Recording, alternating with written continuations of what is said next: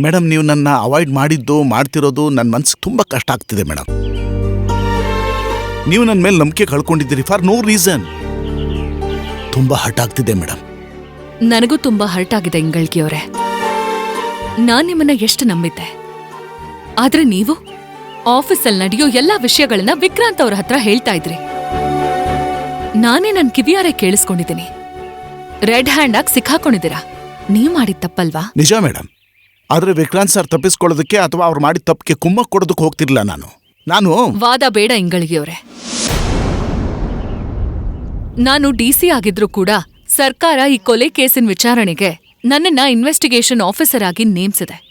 ವಿಕ್ರಾಂತ್ ಅವ್ರು ಯಾರು? ಕಾನೂನ್ ಪ್ರಕಾರ ಅವರೊಬ್ಬ ಕೊಲೆಗಾರ. ಪ್ರಜ್ಞಾ ಡೈರಿ ಅದಕ್ಕೆ ಮಹತ್ವವಾದ ಸಾಕ್ಷಿ. ನೀವು ಅವ್ರ ಹತ್ರ ಇದ್ರ ಬಗ್ಗೆ ಮಾತಾಡೋದು ಅಪರಾಧ ಆಗತ್ತೆ. ಕಾನೂನ್ ಪ್ರಕಾರ ನಾವು ನಿಮ್ಮೇಲೇನೂ ಕ್ರಮ ತಗೋಬಹುದು.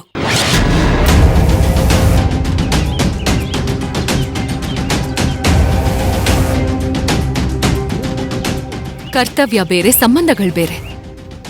ವಿಕ್ರಾಂತ್ ಅವರು ನಿಮ್ಗೆ ಆತ್ಮೀಯರಾಗಿರ್ಬಹುದು, ಆದ್ರೆ ನಾನು ನೀವು ಎಲ್ಲ ಲಕ್ಷಾಂತರ ಜನ ಇರೋ ಈ ಸಮಾಜದ ಪ್ರತಿನಿಧಿಗಳು. ಸಂಬಂಧಗಳಿಗೋಸ್ಕರ ಕರ್ತವ್ಯನ ಬಲಿ ಕೊಡಬಾರ್ದು ಇಂಗಳಿಗೆಯವರೇ. ನೀವು ವಿಕ್ರಾಂತ್ ಅವ್ರ ಜೊತೆ ಹೇಗ್ ಬೇಕಾದ್ರೂ ಇರಿ, that's none of my business. But ವಿಚಾರಣೆ ವಿಷಯದಲ್ಲಿ ಕಾನೂನು ಏನ್ ಹೇಳುತ್ತೋ ನೀವು ಅದನ್ನೇ ಪಾಲಿಸ್ಬೇಕು.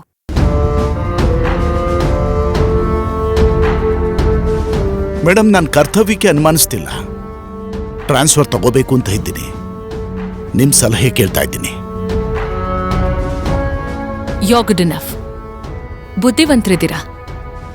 ನಿಮ್ಗೆ ಯಾರ ಸಲಹೆ ಸೂಚನೆಗಳ ಅಗತ್ಯ ಇಲ್ಲ. ನೀವು ಎಕ್ಸ್ಪೀರಿಯನ್ಸ್ಡ್. ನೀವಿಲ್ಲಿದ್ರೂ ಇಲ್ದೇ ಇದ್ರೂ ನನಗೆ ಯಾವ ತೊಂದರೆನೂ ಆಗಲ್ಲ. ಈ ಕೇಸಿನ ದಾರಿ ತಪ್ಪಬಾರ್ದು, ಅದಷ್ಟೇ ನನ್ನ ಉದ್ದೇಶ. ನಿಮ್ ಮನ್ಸಿಗೆ ಏನನ್ಸುತ್ತೋ ನೀವದನ್ನೇ ಮಾಡಿ.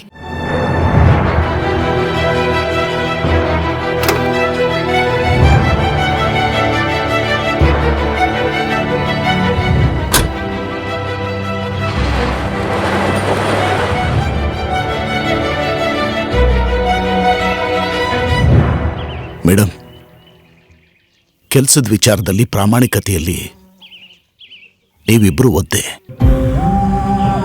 ನೀವಿಬ್ಬರಲ್ಲಿ ಯಾರಾದರೂ ಒಬ್ಬರಿಗೆ ನೋವಾದರೂ ಮೊದಲು ನೋವಾಗೋದು ನನಗೆ.